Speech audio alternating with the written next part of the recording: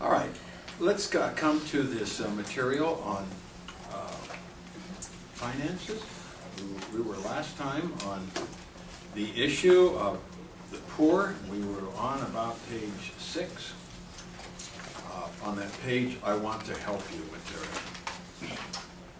And on page 7, on page 7, lending possessions. While there's no biblical evidence, it was forbidden to charge interest on a business loan to a fellow believer.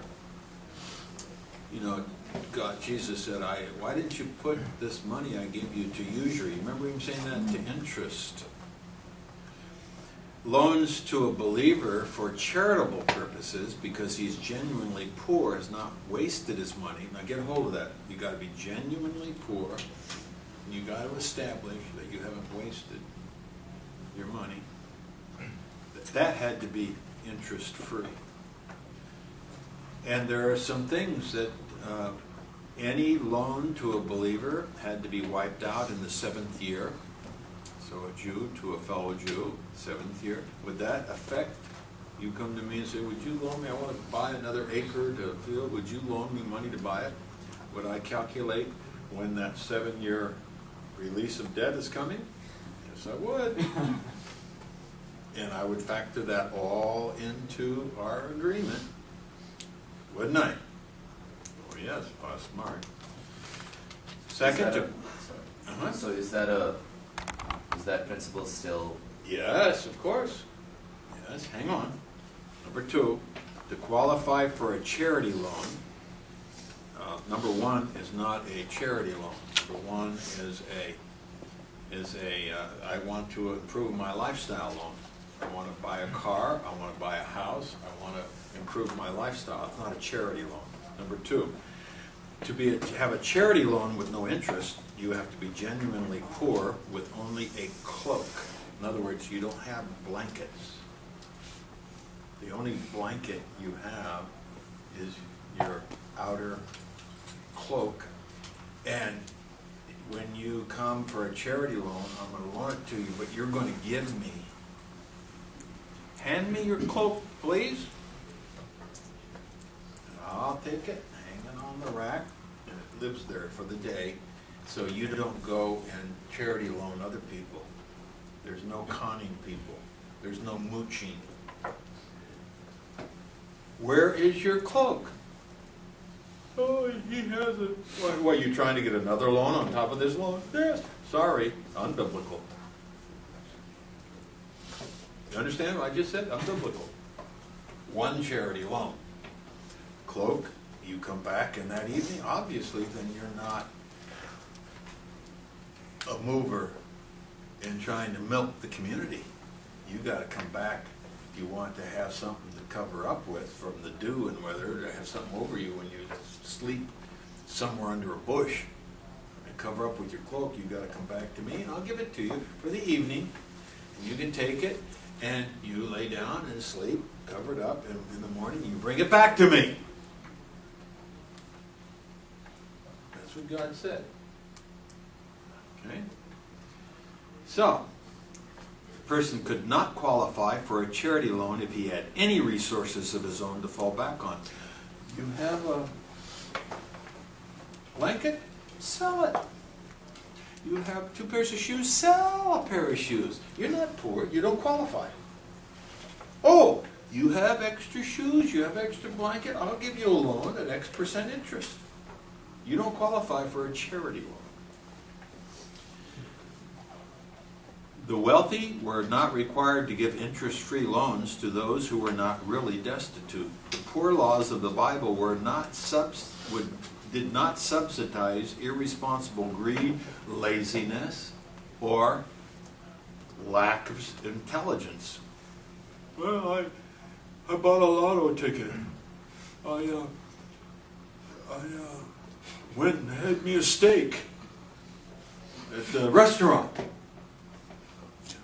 Let me just tell you a story. I preached a series of 7 messages. I felt like I need to preach on biblical purposes of finance, because how else will people hear it if I don't preach on it? So I preached a series of 7 sermons on the biblical principles for finances for your life. At the conclusion of those messages, I had a man meet me at the door, one of my parishioners. He had 5 girls, he and his wife. He had pastored for a while, but now he's not pastoring, he's attending my church. And his daughters are anywhere from 9 to 18 or 19. And he says, I need you to counsel me on finances. And I said, I don't do personal financial counseling. He said, but I need you to. I said, I don't do that. He said, but you have to.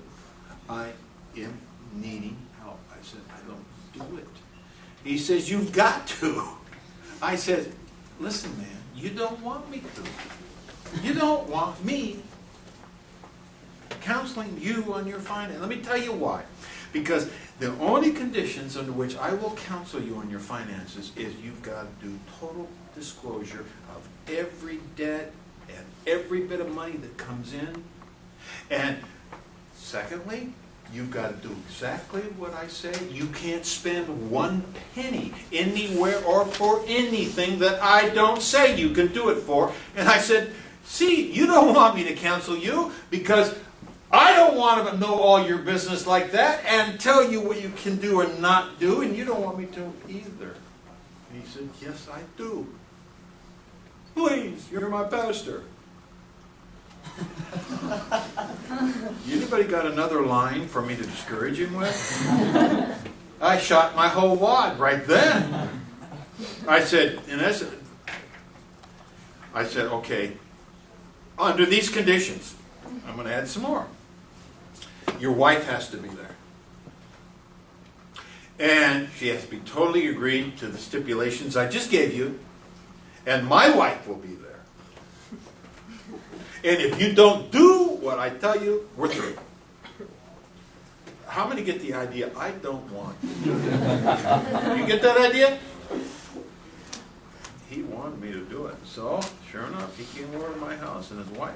Well, so I said, all right, your assignment, next time you come, bring every bill, everybody you owe, everything you're in debt, and bring me a listing of every penny anybody in your family earns, and bring me a detailed expense of where you're spending this money, how, and bring me the grocery lists, and give me... I mean, how else do you help somebody? I didn't want to do this. This is huge. He does it. So we calculated, and I figured out, wife and I, thank God for my wife. She's very, very gifted in these areas. Figured in 4 years, if he did what I say, he could be out of debt. He owed $15,000 only to Christians. I said, why didn't you borrow anything from sinners? He says, because they'll sue you. I only borrow from Christians because they won't sue me. I said, so you steal from Christians. The Bible says, the man who borrows and doesn't repay is wicked. I didn't have a bit of pity on the guy. I just told him, you are wicked. And you need to quit it. Yes, he wants to. I'm wicked. I will quit it. What can you do with a person who agrees with what you say? It's ghastly. You run out of attempts to run him off. And so, Saturday morning, you're going for $1.98 to the Red Roof Inn for breakfast. You can't do that anymore. You're not going out anymore. You're going to eat at home until all your debts are paid. But that is such a boost to my spirit and emotional uplift. I look forward to it. I say, you can't do it. You can't afford it. When you're out of debt, then you can go eat out. But until you're out of debt, we're going to economize and we're going to get by. We're going to have a budget. We're going to have a food allotment. We're going to see what you're buying. We're going to manage. We did all that, and he followed it to the letter T. And he was so happy. 6-8 months down the road, he's coming back every other week, and I said, you'll be in financial prison for 4 years. But I said, there are some benefits. You get to live at home while you're in prison. You're on your own reconnaissance. You can go where you want to go, but you can't spend any money without my approval and permission. That's prison. And I said, you want, oh yes, I want, oh absolutely, I will do what you say. He did it. And the guy got out of debt. I thought it was horrible. I hated every minute of it. Because you know what I had to do? And my wife and I, we had, as we're going along, I kept, now why did you do this for? And I said, no, that was unbiblical. That wasn't wise. And somewhere along the line, I just said, no, that was unbiblical and wasn't wise. He took and smashed his fist on my table, and I didn't know it was going to come less. Chairs in my home have wheels. I moved back from the table. I wonder if he's going to come unglued or what. And he burst into tears. He said, you keep telling me I was unwise and it wasn't biblical what I decided to do. And he said, I prayed about every one of these decisions. He said, I claim James chapter 1. If any man lack wisdom, let him ask God, who giveth liberally and upbraideth not.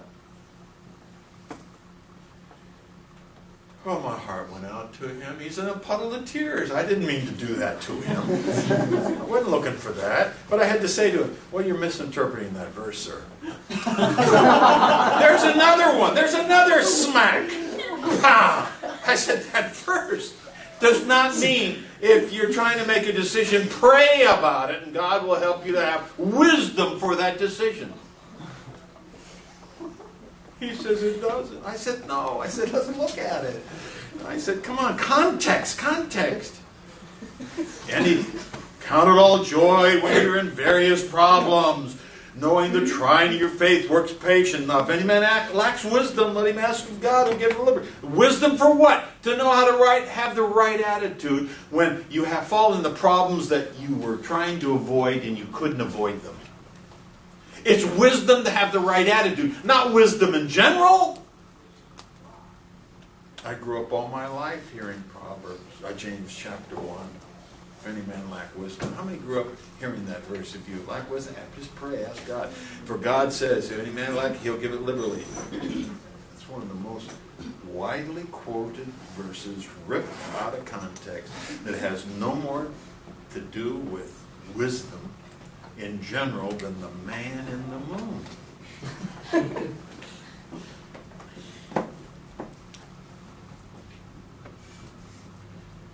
Quite frankly, I had no doubt he prayed and claimed that verse as he made the best wrong choice he knew how to make. And that's all any of us can do, the best we know how, unless we learn how better. Is that right? Do you hear that? So I had to, in essence, give him a lesson in biblical wisdom that it took Nadine and I years of our life to establish, and we both came to our marriage with basic agreement. But let me tell you what you have to do. Never spend more than comes in. Duh! Yeah, that is a revelation. What do you think a credit card's for?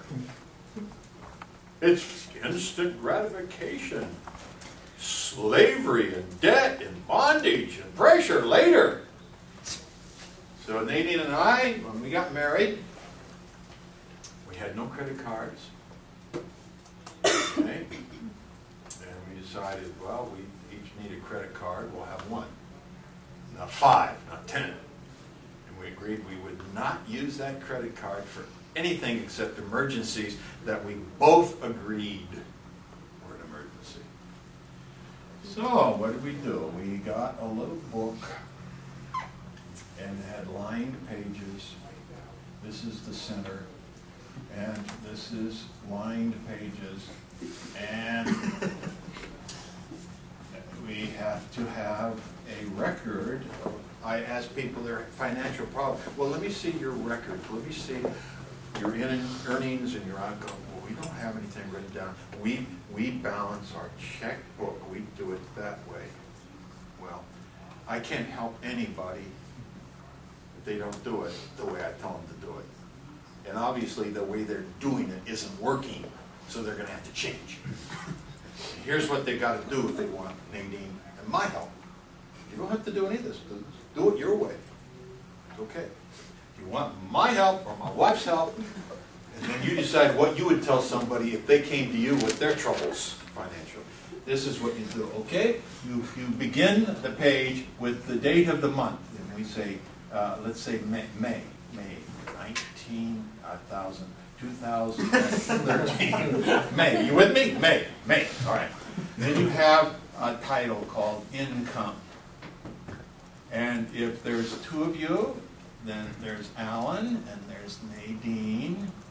And if you have a steady job, then you get the same amounts. And if you don't have a steady job, then you don't have the same amount. But you've got to list everything that comes in, and at the if you want, you can say fixed income if it's fixed, and then you can say variable if you have a variable. All right, but at the very bottom of page one, all page one will be how much comes in, and the thing is, you cannot spend more than comes in. You hear that? You do not use credit cards to spend and to run your life. You cannot spend more. Then, on page 2, you have expenses. Now, expenses are going to be fixed. Fixed and variable. And this variable will eat you alive. So what do you put in the fixed? Well, rent.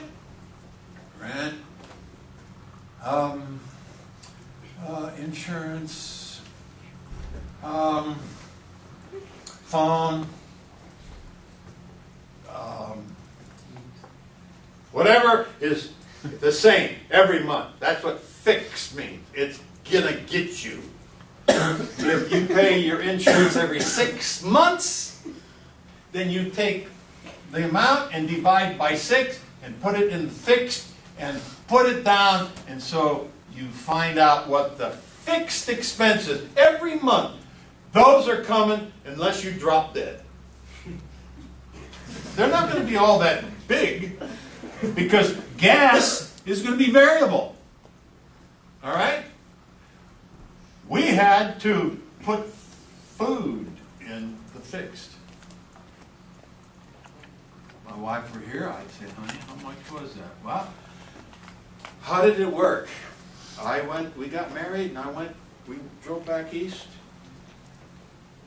and lived in Mickey and Guy Hester's house while I'm looking for a job that summer. I had a job offered to me with the railroad that I would have to be gone all week long. I'd come home on the weekend. My wife said, I did not marry you and move and come out from California to listen to my wife's humility and yes, dear, submissiveness. She said, I did not marry you to come out here and live in a stranger's home by myself 5 days a week while you were gone. I might as well go back to California if you're going to do that. Well, that did not make my life simple. That made my life complicated. My wife didn't want me to take that job. I had a job offer. It was going to pay me well. But she said, no way, Jose, or I'm going back to California to my parents. I said, you're not going to your parents. You married me. She said, and you're not going to do that job then. And so I said, yes, dear. I didn't take that job. What I did is I found pick-me work. People had mercy on this newly married couple, and so people who could afford it made work for me. Made work for me. So I was up on a barn, painting this tin roof. I was glad for the work. I'm a good worker, diligent, but also a peon, I understand. Nothing for ego lifting, but I was bringing some money in so we could, and we were looking for a place to rent, and my wife has a deal where she's got a full ride toward a PhD plus a stipend, everything paid, plus money in the bank to eat on. I don't know, I need maybe $300 a month stipend on top of that. And so we can't live on $300 a month, but that's something. And so I go to the mill, the cotton mill here in Liberty. Where are we going to live? She has to go to Clemson. I have to go to Bob Jones. We think it's probably best to find a place in between. So we looked and found a place in Liberty, got $50 a month for rent, a little place. We were happy with that, and the people gave it to us so reasonable. And we had no furniture, so I had saved up $500. After the marriage and everything, we could go and furnish the house for $500. Let's all laugh. But some of the church people had mercy and got a used fridge for us. And the house came with a stove. And then he took us to a friend that had this furniture store and said he's got something like $300-400 left. He's got to furnish a front room, a kitchen, a bedroom, and a study. What can you do for him for that money? So the guy walked around and picked this and picked that and picked that, and there was no way I was going, I don't like that. Well, beggars can't be choosy. The guy's trying to help me. So they give me this early American couch with brown and black spots on a tan background. And boy, it looks nice to me. And when my wife measures, you notice that left panel, there's 3 panels in the back. That left one's been put on backwards. I never saw it. I don't see a lot of things. I said, at least we can sit on it. She said, that's right. We can cover over with a blanket. Nobody will know. It's a great piece of furniture. So what if it's not matched right, right? Thank God I had a wife who was practical and wasn't saying, I'm so embarrassed, anybody. She never did that one to me. Had early American, had a French provincial chair, had a green plastic, some other model had a braided rug. Nothing matched. But it was furniture. It was something to start with. And then I think she had, if I'm right, $20 per week cash. 20, how do you live on 20? What are we talking about?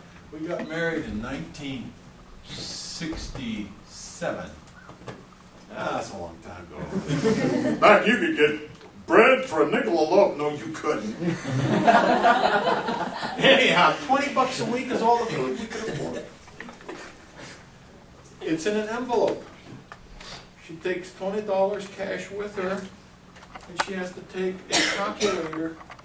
And as she gets stuff, puts it in the thing, she has to write that thing up because she don't want to be embarrassed, have too much food for more than 20 and have to put stuff back. And she's doing this without complaining. But you think it's fun? Not fun. That's called tight shoes. Financial tight shoes. And then, this variable. This and this and this and this. Oh, so. And then a couple pages later, total.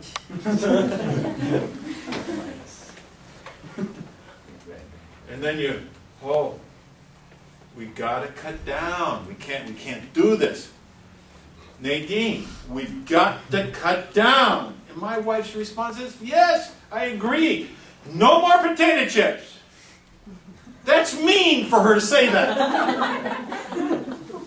No more pop. That's mean also.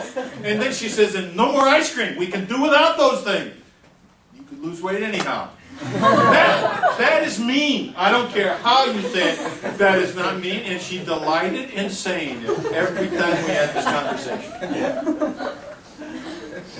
She said, look it over. Look it over. Come up with a way we can economize. I'll be for it. I looked it over. There's no way. So we had to be, what about new tire? Fixed expenses. $5 or $2 per week or something to save toward, if you need tires, you know what I'm saying? And then you monitor this and you make sure that the total in is more than the total out. Then don't you need a little allowance in your pocket for spending yourself? Doesn't she deserve something? I went to the mill. They offered me this wonderful job of mixing formulas, and it would involve weekends, Sunday work. We prayed about it. My wife said,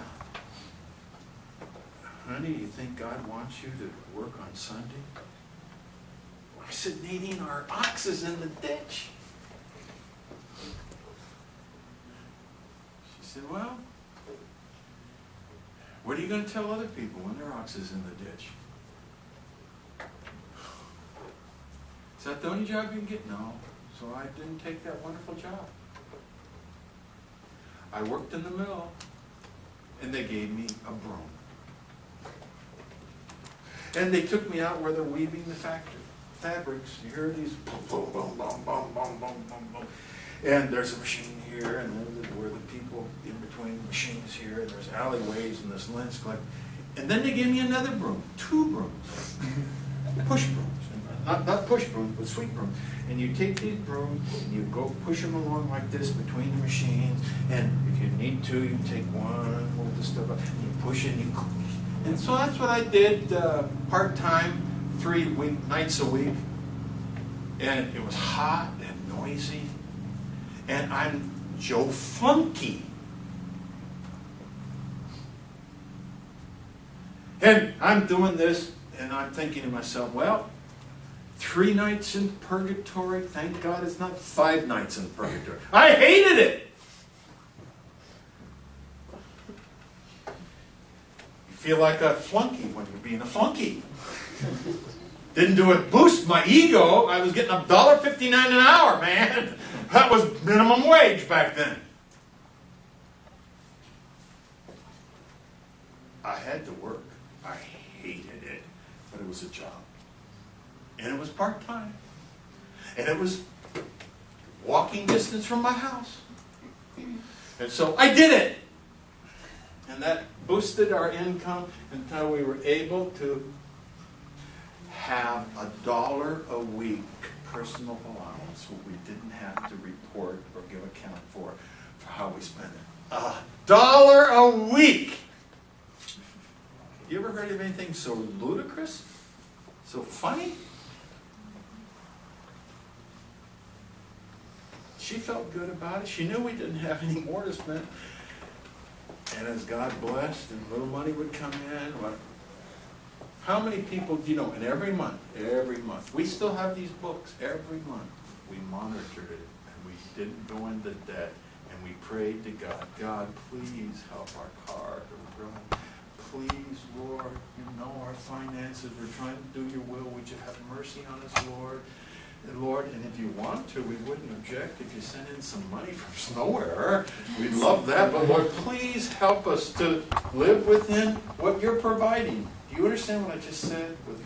If you're can't learn to be content with what you have, there's something wrong with you up here and down here spiritually too.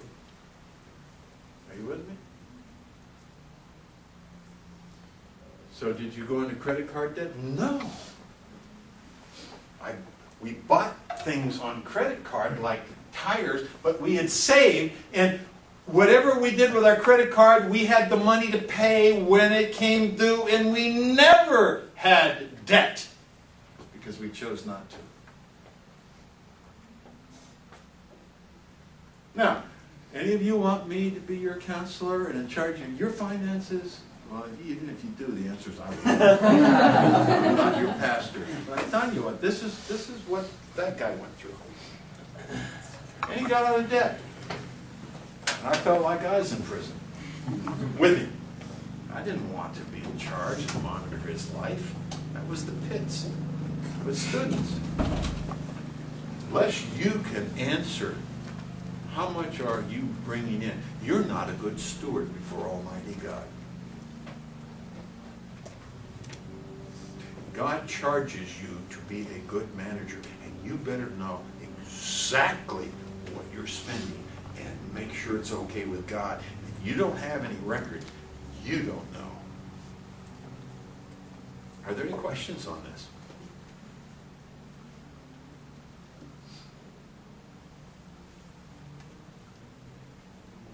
Eventually, she graduated, and I graduated, and our income increased, not by a whole lot, but we had learned to live within what God provides. And one of the principles of finances, get a hold of this, God's work done God's way for the glory of God always has his finances. And if you don't have sufficient money, then you better check and see where you're out of the will of God. Either in your standard of living, wanting to go eat out when you can't afford to eat out. But what's wrong with eating out? Nothing wrong with eating out, but if you can't afford it, you can't afford it. And if you haven't married somebody who's on the same wavelength, you know what the number one cause of divorce is? Money problems.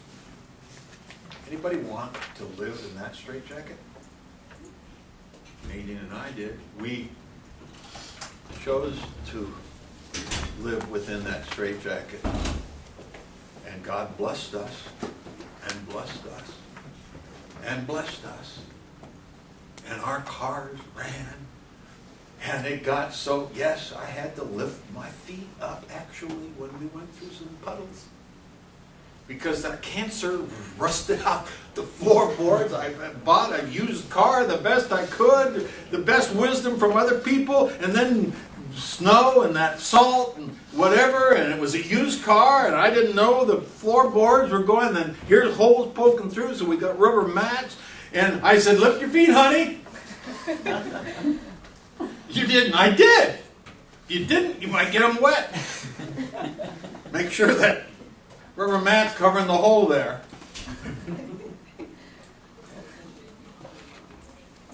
So what kind of car do you drive? When you drove up, what car did you get out of? Wasn't your ego? Don't you want to drive something you're proud of? I wanted to drive something that I didn't have to pay. Pay.